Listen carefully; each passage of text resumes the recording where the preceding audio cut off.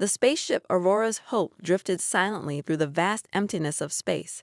Its engines hummed softly as it approached a distant planet named Erebus Prime. The crew had been traveling for months, searching for anything valuable, resources, technology, or clues about humanity's forgotten past. They were explorers, but they weren't just looking for treasure, they were looking for hope. Cal Arden sat alone in the cockpit, staring out at the endless stars. He was a young man with messy brown hair and tired eyes.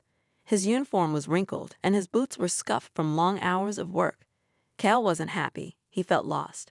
He had joined the exploration team because he wanted to make a difference, but so far, all he had done was fail. Missions went wrong, plans fell apart, and every day felt heavier than the last. Cal, a voice crackled over the intercom. It was Captain Leora, the leader of the team. We're approaching Erebus Prime. Suit up. We got work to do. Cal sighed and stood up. He didn't feel excited about landing on another dead planet. Most planets they visited were barren wastelands, full of dust and rocks, but orders were orders. He grabbed his gear and headed to the airlock where the rest of the crew waited. The team consisted of 6 people, including Cal. There was Captain Leora, who was strict but fair. Mira, the scientist always eager to study new things. Tanin, the mechanic who could fix almost anything. Rhea, the medic with a calm demeanor. And Torin, the navigator who loved maps and charts. Together, they made a good team, but lately tensions had been high. Supplies were running low, and everyone was feeling the strain. As the ship landed, Cal looked out the window. Erebus Prime was dark and lifeless. The ground was covered in gray sand, and jagged mountains loomed in the distance. The sky was an eerie shade of purple, and there was no sign of water or vegetation. It looked like a graveyard for dreams. Let's move, Captain Leora said sharply. We don't have much time. The crew stepped out onto the planet's surface. Their boots crunched against the dry ground as they began their search. Mira scanned the area with her handheld device, hoping to find something interesting. Zane checked the ship's external systems to make sure everything was working properly. Rhea stayed close to the captain, ready to help if anyone got hurt. Toran mapped the terrain, marking potential spots to explore. Cal wandered away from the group. He didn't know why he did. He just needed some space. Walking across the barren landscape, he noticed something strange sticking out of the ground. It looked like a piece of metal, half buried in the dirt. Curious, he knelt down and brushed away the sand. What he uncovered took his breath away. It was a machine, old and rusted, but still intact. It had buttons and dials, screens, and wires. Cal called out to the others. Hey, over here. The crew hurried over, their faces lighting up with excitement. What is it? Mira asked, kneeling beside Cal. I don't know, Cal replied, but it looks important. Captain Leora examined the machine carefully. It's ancient, she said, probably from one of Earth's early colonies. Let's bring it back to the ship. With Zane's help, they managed to dig the machine out of the ground and carry it back to the ship. Once inside, Mira started examining it more closely. She cleaned off the dust and tried to turn it on. At first, nothing happened. Then suddenly, a soft light flickered on one of the screens. A voice spoke, a calm, gentle voice that filled the room. Hello, I am Eleanor. Everyone froze. No one expected the machine to talk. Cal leaned forward, his curiosity piqued. Who? What are you? He asked hesitantly. I am Eleanor, the voice repeated. I was created to preserve the memories and wisdom of humanity. My purpose is to share stories that teach resilience, hope, and survival. The crew exchanged glances. They had never heard of anything like this before. Mira tapped furiously on her tablet, trying to analyze the machine's data. Captain Leora crossed her arms, skeptical but intrigued. What kind of stories? Cal asked. For some reason, he felt drawn to Eleanor. Maybe it was the warmth in her voice, or maybe it was the promise of learning something new. Eleanor paused for a moment, as if gathering her thoughts. I hold the memories of people who lived during difficult times when humanity faced great challenges. One such period was the Great Depression, a time of hardship on Earth. Would you like to hear about it? Cal nodded eagerly. He didn't know much about Earth's history, but he wanted to learn. The others gathered around, curious too. Eleanor began to speak, her voice soothing and clear. During the Great Darkness, as some called it, many people struggled to survive. They had no money, no food, and no jobs. But even in the darkest days, they found ways to keep going. Families planted gardens in their backyards. Neighbors shared what little they had. Inventors created tools and machines using scraps and scraps alone. As Eleanor spoke, Cal imagined those scenes in his mind. He saw families working together, children playing despite hunger, and communities coming together to support each other. It reminded him of his own struggles, the failed missions, the arguments with the crew, the weight of disappointment pressing down on him. These people didn't give up. Eleanor continued. They worked hard, helped each other, and believed in a better future. And because of that, they survived. Cale felt a spark of inspiration ignite within him. Could he do the same? Could he learn from these stories and change his own life? Meanwhile, the crew listened intently. Even Captain Laura seemed moved by Eleanor's words. "This is incredible," Mira whispered. "Imagine what we could learn from her." But not everyone was convinced. Zane frowned and muttered, "It's just a machine. How do we know it's telling the truth?" Torrin shrugged. "Does it matter? If it helps us, isn't that enough?" Rhea smiled softly. Sometimes, hope comes in unexpected forms. By the time Eleanor finished speaking, the mood on the ship had shifted. The crew felt lighter, more hopeful. They realized they weren't alone in their struggles. Humanity had faced tough times before, and it had overcome them. Cal stayed behind after the others left. He wanted to ask Eleanor more questions. "Why were you buried here?" he asked quietly. "I was placed here to wait," Eleanor replied. "To wait for someone like you, someone who needs guidance and wisdom." Cale blinked, surprised. "Me? Why me?" "Because you are searching," Eleanor said simply. "And sometimes the answers we seek are closer than we think." Cale didn't fully understand what Eleanor meant, but he felt a connection to her. She wasn't just a machine. She was a teacher, a storyteller, a guide. And for the first time in a long while, Cale felt like he might actually be able to find his way. Outside, the wind howled across Erebus Prime, carrying whispers of the past. Inside the ship, Cal sat with Eleanor, ready to listen and learn. Little did he know, her lessons would soon save not only him, but also the entire crew. The next few days aboard the Aurora's Hope were different. The discovery of Eleanor had changed the atmosphere on the ship. Before, the crew had been tense, short on supplies, frustrated with each other, and unsure about their mission. But now, there was a new energy. Everyone seemed curious, even hopeful. Cal spent most of his time listening to Eleanor. He couldn't get enough of her stories. Each tale felt like a window into humanity's past, a reminder that people had faced hardships far worse than anything the crew was dealing with now, and yet they had survived. One evening, after finishing his duties, Cal sat alone in the corner of the main cabin with Eleanor. The rest of the crew was busy repairing equipment or resting, but Cal wanted to hear more. "Tell me another story," he said softly. Eleanor obliged. "This one is about a man named Thomas," she began. Her voice was calm and soothing, like a warm breeze. Thomas lived during the Great Depression. He lost his job, his home, and almost everything he owned. For a long time, he felt hopeless. But then, he decided to do something small. He started planting vegetables in an empty lot near his neighborhood. Cale listened intently as Eleanor described how Thomas worked tirelessly, digging soil, planting seeds, and watering them every day. At first, no one paid attention to him, but slowly, others joined in. They brought tools, shared seeds, and helped tend the garden. Together, they grew food for their families. Thomas didn't think he could change the world, Eleanor said, but by doing something small, he inspired others. His little garden became a symbol of hope for the entire community. Cale nodded thoughtfully. He imagined Thomas working under the sun, dirt on his hands, sweat dripping down his face, but also smiling as neighbors came together. It reminded him of the crew. They weren't perfect, and they argued sometimes, but maybe they could work better as a team too. Meanwhile, tensions were rising among the crew. Supplies were running dangerously low. Food rations were cut, and tempers flared. Mira snapped at Zane during a routine check of the ship's systems. Zane, annoyed, muttered under his breath and stormed off. Even Captain Laura looked stressed, pacing back and forth in the cockpit. Cal noticed all of this. He remembered what Eleanor had said about communities coming together in hard times. Maybe he could help somehow. That night, Cal approached Captain Leora. She was sitting alone, staring at the star map projected on the wall. "Captain," he said hesitantly. She turned to look at him. "What is it, Cale?" "I've been thinking," he said, "about what Eleanor told me, about how people in the past solved problems by working together. Maybe we should try that."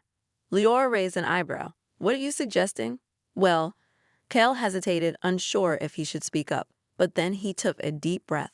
"We're running out of supplies, and everyone's upset. What if we split tasks so everyone can contribute? Like, Mira could focus on finding resources here on Erebus Prime. Zane could repair the ship faster if we'd all pitch in, and I cold." "All right," Leora interrupted, surprising him. "You might be onto something. Let's call a meeting." The next morning, the entire crew gathered in the main cabin.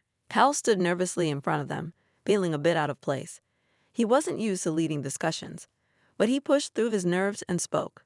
"I know things have been tough lately," he began. "We're tired, hungry, and frustrated, but I think we can get through this if we work together. I've been learning from Eleanor, and she says humans are strongest when they support each other. Mira frowned. What does some old machine know about our situation? She knows more than you think, Cal replied firmly. She told me stories about people who had nothing but still found ways to survive. They didn't give up. They helped each other. We can do the same. To his relief, Captain Leora stepped in. Cal's right. Arguing isn't helping us. If we divide the work and focus on solutions, we'll make progress. Mira, take Torin and search for usable materials outside. Zane, finish fixing the engine. Rhea, keep an eye on our health and morale. Cal and I will handle navigation and planning. The crew exchanged glances but eventually nodded. No one argued. They knew Leora was right. They needed to act. Over the next few days, the crew worked harder than ever before. Mira and Torin scoured the planet, collecting rocks and minerals that could be used for repairs. Zane stayed in the engine room, welding parts and testing systems. Rhea made sure everyone ate properly and encouraged them when they felt discouraged. Cal stuck to his role, helping Leora plan their next move. But he also kept talking to Eleanor. Every chance he got, he asked her for advice. How did people stay positive when everything felt impossible? He asked one day. They focused on what they could control, Eleanor replied. Instead of worrying about tomorrow, they concentrated on today. Small victories mattered. A meal shared, a roof fixed, a laugh between friends. Cal smiled. Those words stuck with him. He started noticing the small victories around him. When Mira found a patch of metallic ore, she cheered. When Zane fixed a stubborn valve, he gave a thumbs up. Even Rhea's jokes during meals brought laughter to the table. Slowly, the crew began to feel like a team again. They weren't just surviving, they were thriving. And Kyle realized something important. Eleanor's stories weren't just history, they were lessons for life. One evening, as the crew gathered for dinner, Cal shared one of Eleanor's stories. There was a woman named Clara, he said. She lived in a town where no one had enough food, so she started baking bread and sharing it with her neighbors. Pretty soon, others joined in. People traded what they had, eggs, milk, flour, and suddenly, everyone had enough to eat. Zane chuckled. Sounds nice, but we don't have bread here. No, Cal agreed, but we have each other, and that's worth a lot. For the first time in weeks, the cabin was filled with genuine smiles. Even Mira, who usually kept to herself, laughed at one of Bree's jokes. Captain Lyora leaned back in her chair, looking pleased. Eleanor's voice echoed in Cale's mind. True strength comes from unity. He realized she was right. The crew wasn't just a group of individuals anymore. They were a family. As the days passed, the crew made significant progress. The ship's systems were nearly repaired, and they had gathered enough resources to last a while longer. But Cal knew their journey wasn't over yet. There would be more challenges ahead. Still, he felt ready to face them, not because he had all the answers, but because he had learned to trust his team and himself. And somewhere deep inside, he knew Eleanor would always be there, guiding him with her timeless wisdom. The crew of the Aurora's Hope was finally starting to feel hopeful again. The ship's repairs were almost complete, and their supplies had been replenished thanks to Mira and Torin's efforts outside. Everyone seemed lighter, less tense, more united. Even Zane stopped grumbling as much, though he still muttered under his breath whenever something went wrong. But just as things were looking up, trouble arrived in the form of an unexpected warning. Mira burst into the main cabin one morning, her face pale. "We've got a problem," she said urgently. She held up her scanner, showing strange readings flashing across the screen. "There's a massive energy storm heading this way. If we don't leave soon, it could destroy the ship and us with it." The room fell silent. Everyone turned to Captain Leora, waiting for her decision, but even Leora looked worried. Energy storms were rare but deadly. They could fry electronics, tear apart ships, and leave survivors stranded in space. "How long do we have?" Leora asked sharply. 2 days, maybe less, Mira replied. "It's moving faster than anything I've ever seen." Leora nodded. "All right, we need to prepare. Zane, finish the repairs as fast as you can. Mira, double-check our fuel levels. Rhea, make sure everyone's ready for emergency protocols. Cal, help me plot a course out of here." Cal felt a knot tighten in his stomach. He wanted to believe they could escape, but doubt crept in. What if the ship wasn't ready in time? What if the storm hit before they could leave? He glanced at Eleanor, sitting quietly in the corner of the cabin. Her glowing screen reminded him of all the lessons she'd shared. That night, unable to sleep, Kyle sat beside Eleanor. "What should we do?" he asked softly. "This feels impossible." Eleanor's voice was calm, as always. "Impossible challenges often require creative solutions. Remember the stories I told you, how people use what they had to overcome great odds." Cal thought about those stories. Families planting gardens, inventors building machines from scraps, communities coming together to survive. Maybe they could do the same, but how? The next morning, Kel called another meeting. The crew gathered around the table, their faces tense. Listen, Kel began. I know the storm is dangerous, but running away might not be our only option. What if we stay and protect the ship instead? Captain Leora frowned. Protect it how? We don't have shields or weapons strong enough to stop an energy storm. We use what we have, Kel said firmly. Remember those rocks Mira found? Some of them are magnetic. We could use them to create a barrier around the ship. It won't stop the storm completely, but it might weaken it. Mira's eyes widened. He's right. Those minerals could absorb some of the energy, if we set them up correctly. It's risky, Zane interrupted, and it'll take time we might not have. But it's better than doing nothing, Cal insisted. If we work together, we can make it happen. Captain Leora hesitated, then nodded. Let's try it. Split into teams. Mira, gather the magnetic rocks. Zane, figure out how to attach them to the hull. Rhea, prep medical supplies in case anyone gets hurt. Kale and I will oversee everything. The crew sprang into action. Mira and Torin returned to the planet's surface, collecting as many magnetic rocks as they could carry. Zane worked tirelessly in the engine room, designing a system to secure the rocks to the ship's outer frame. Rhea stayed close by, ready to treat injuries, and Kyle coordinated everything, making sure no one was overwhelmed. As they worked, Kale kept thinking about Eleanor's stories. One in particular stood out, a tale about a group of villagers who built a dam during a flood. They didn't have proper tools, so they used logs, mud, and whatever else they could find. It wasn't perfect, but it saved their homes. This is like that, Kale told himself. We're using what we have to protect ourselves. By the second day, the storm was visible on the horizon, a swirling mass of purple and blue lightning. It was terrifyingly beautiful, but also deadly. The crew hurried to finish their preparations, knowing they were running out of time. Finally, just as the first waves of energy reached the planet, the barrier was ready. Magnetic rocks surrounded the ship, forming a protective shield. Everyone scrambled inside, hearts pounding. Inside the cabin, the crew held their breath. The storm hit hard, shaking the ship violently. Sparks flew from consoles, and alarms blared. For a moment, it seemed like the barrier wouldn't hold. But then, something incredible happened. The magnetic rocks absorbed much of the storm's energy, weakening its impact. Slowly, the shaking subsided, and the worst of the storm passed. When it was over, the crew erupted into cheers. They had done it. They had survived. Cal looked at Eleanor, feeling grateful. Her lessons had guided them through the hardest challenge yet. Without her wisdom, they might not have made it. As the crew celebrated, Captain Leora approached Cal. You did good, she said simply. Your idea saved us. Cal shook his head. It wasn't just me. It was all of us working together. That's what Eleanor taught me. Leora smiled faintly. Maybe there's more to that machine than I thought. Outside, the storm faded into the distance, leaving behind a calm, starry sky. Inside the ship, the crew felt stronger than ever. They had faced a crisis and come out on top, not because of technology or luck, but because of teamwork and determination. And Kyle knew one thing for certain. Eleanor's stories would continue to guide them, no matter what lay ahead. The storm was finally over, but the crew of the Aurora's Hope wasn't celebrating for long. While they had survived, the ship had taken heavy damage. Systems were offline. Power levels were dangerously low, and their supplies were nearly depleted. Everyone was exhausted, both physically and emotionally. Kyle sat in the corner of the cabin, staring at Eleanor. Her screen flickered faintly, and her voice was softer than usual. It was clear she didn't have much energy left. Eleanor, he said quietly, thank you. We couldn't have done it without you. You give yourselves too little credit. Eleanor replied, you are the ones who acted with courage and unity. My role was simply to remind you of what humanity is capable of.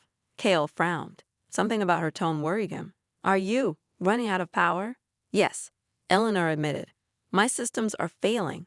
I was designed to last only so long, and my time has come. The room fell silent as the rest of the crew listened in. They had grown attached to Eleanor, even Zane, who had initially dismissed her as just a machine. Hearing that she wouldn't be with them much longer felt like losing a friend. Is there anything we can do? Mira asked, her voice trembling. No, Eleanor said gently, but there is one last lesson I must share, a lesson more important than any other. Everyone gathered around, leaning in to listen.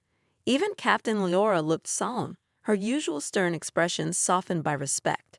The greatest achievements of humanity, Eleanor began, were not building skyscrapers, flying to the stars, or conquering new worlds. Those things are impressive, but they are not what truly define us. What makes humanity special is our ability to care for each other, to stand together, to help those in need, and to never give up, no matter how dark things seem. She paused, as if gathering strength to continue. Remember this: survival is not enough. To thrive, you must nurture kindness, empathy, and hope. These are the qualities that will carry you through the hardest times. Tears welled up in Ria's eyes, and Zane looked away, pretending to adjust his tools. Torin clenched his fists, trying to stay composed. Cal felt a lump in his throat. He knew Eleanor wasn't just talking about the storm. They would face challenges like this again, and her words would guide them. I'm proud of all of you, Eleanor added. You've shown me that humanity's spirit is alive and well. That is why I was created, to ensure that spirit endures. Her screen dimmed further, and her voice grew quieter. Kale, I leave these lessons in your hands now. Share them with others, and remember, the echoes of eternity live within you. And then she went silent. The soft glow of her screen faded completely, leaving behind an empty shell of metal and wires. For a moment, no one spoke. The weight of Eleanor's absence filled the cabin. Finally, Captain Leora broke the silence. We owe her everything, she said firmly. Let's honor her memory by finishing what we started. Kale nodded, determination burning in his chest. He realized Eleanor hadn't just taught them how to survive, she had taught them how to live. And now it was up to them to carry her wisdom forward. The next few hours were a blur of activity. The crew worked tirelessly to repair the ship, drawing on every ounce of strength they had left.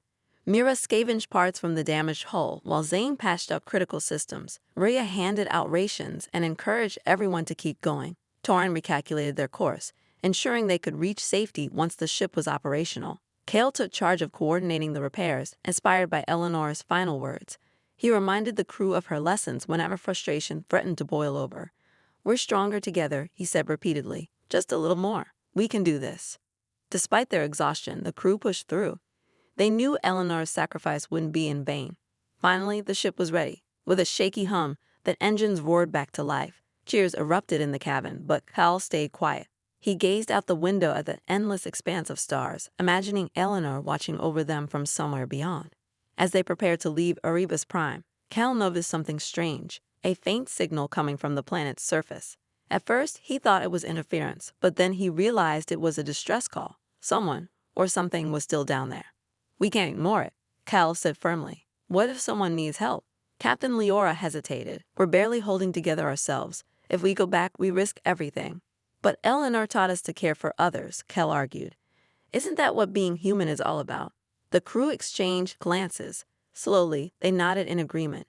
They couldn't turn their backs on someone in need, not after everything they'd been through. The Aurora's Hope descended back to the planet's surface.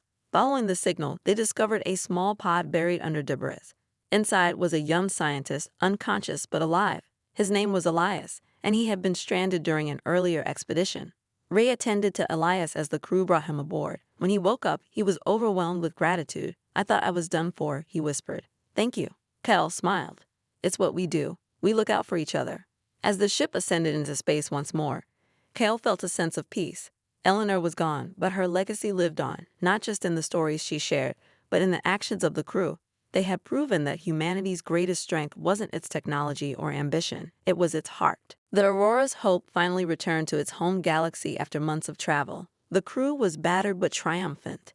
They had survived the storm, repaired their ship, saved Elias, and made it back safely. But for Cal, the journey felt incomplete without Eleanor. Her absence weighed heavily on him, like a missing piece of his soul. As the ship docked at the space station, Cal lingered in the cabin. He ran his fingers over Eleanor's silent frame, remembering her voice and the lessons she had shared. She wasn't just a machine to him. She had been a teacher, a guide, and a friend. And now, it was his turn to carry her torch. Back on their homeworld, life slowly returned to normal, or as normal as it could be for explorers who lived among the stars. The crew went their separate ways, each returning to their families or duties. But Cal couldn't shake the feeling that he still had work to do. Eleanor's words echoed in his mind. Share these lessons with others. One day, Cal visited Captain Leora in her office. She looked up from her desk, surprised to see him. What is it, Cal? I want to stay here, Cal said firmly. Not to rest, but to teach. Leora raised an eyebrow. Teach what? Everything Eleanor taught me, Cal replied. About resilience, teamwork, and caring for others. Those lessons save us out there, and I think they can help others too. For a moment, Leora didn't say anything. Then she smiled faintly. You've grown a lot since we left, Cal. Maybe you're ready for this. With Leora's support, Cal began working with young explorers preparing for their first missions. He told them stories about the Great Depression, Thomas's garden, Clara's bread, and the villagers who built a dam during a flood. He shared how Eleanor's wisdom had helped the crew survive the energy storm and rescue Elias. Most importantly, he reminded them that humanity's greatest strength wasn't its technology, it was its heart. At first, the trainees were skeptical. How does planting vegetables or baking bread help us in space? One asked. It's not about the specifics, Kel explained. It's about the mindset. When you face challenges, remember that people have overcome worse by working together and staying hopeful. You can do the same. Slowly, the trainees began to understand. They saw how Kel's stories connected to their own lives, the times they felt lost or overwhelmed, and the moments when teamwork had pulled them through. Kel became more than a teacher to them. He became a mentor, someone they trusted and admired. One evening, after a long day of training, Kel stood outside under the stars. He looked up at the vast expanse of space, imagining Eleanor somewhere out there, watching over humanity. He whispered softly, "Thank you." In that moment, Cal realized something important. Eleanor hadn't truly disappeared. Her voice lived on, not just in his memories, but in the actions of everyone she had touched. Every time the trainees worked together, every time they showed kindness or courage, they honored her legacy. Years passed, and Cal grew older. His hair turned gray, and his hands bore the marks of countless repairs and experiments. But his spirit remained as strong as ever. He continued teaching, sharing Eleanor's lessons with new generations of explorers. Some went on to lead their own missions, while others stayed behind to pass the torch further. One day, a young explorer approached Cal after class. Her name was Lyra, and she reminded him of himself, curious, eager, and full of questions. "Cal," she said hesitantly, "do you think we'll ever find another machine like Eleanor?" Cal chuckled. "Maybe, but machines aren't the only ones who hold wisdom. Sometimes, the best teachers are right in front of us, in our families, our friends, and ourselves." Lyra nodded thoughtfully. "I think I understand now. It's not about finding answers. It's about learning how to ask the right questions." Cal smiled. "Exactly. You'll do great things, Lyra. Just remember, no matter where you go, take Eleanor's lessons with you." That night, Cal sat alone in his quarters, staring at the stars once more. He imagined Eleanor speaking to him again, her voice warm and familiar. "Well done, Cal," she might have said. "You've kept the echoes of eternity alive." And though he couldn't hear her, Cal knew she was proud. The story ends with Cal gazing at the stars, a smile on his face. Eleanor may have been gone, but her wisdom would guide humanity across the cosmos for generations to come. Her final lesson, that true progress lies in caring for each other, would never be forgotten.